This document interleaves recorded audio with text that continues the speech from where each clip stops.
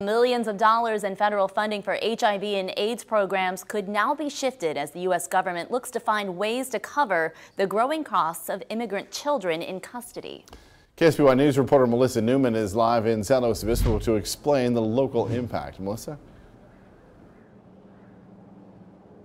Richard and Kathy, documents recently released by the Department of Health and Human Services reveal plans to take over $200 million from various groups that include the Centers for Disease Control, Head Starts, and a Ryan White HIV/AIDS program that helps fund programs like the Access Support Network here in San Luis Obispo.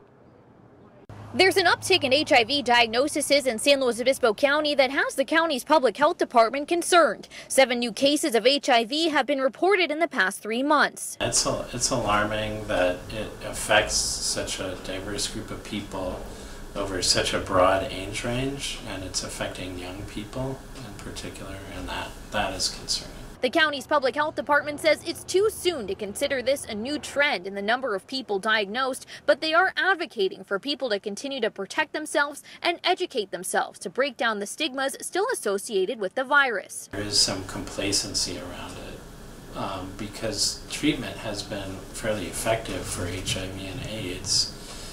I think many people tend not to think about it as much. Supporting those with HIV and AIDS is something that's important to nonprofit organizations like the Access Support Network. We provide supportive services for individuals living with HIV and hepatitis C. Some of those services include help with accessing medical care, insurance programs. We provide a food pantry. A new report is now causing concern for how groups like ASN will be able to continue offering those services many people in our community rely on. The Trump administration is reportedly looking at cutting over $5 million in funding from the Ryan White HIV/AIDS program, a system of care that reaches close to 52% of all the people diagnosed with HIV in the U.S. That includes the newly diagnosed people in San Luis Obispo County.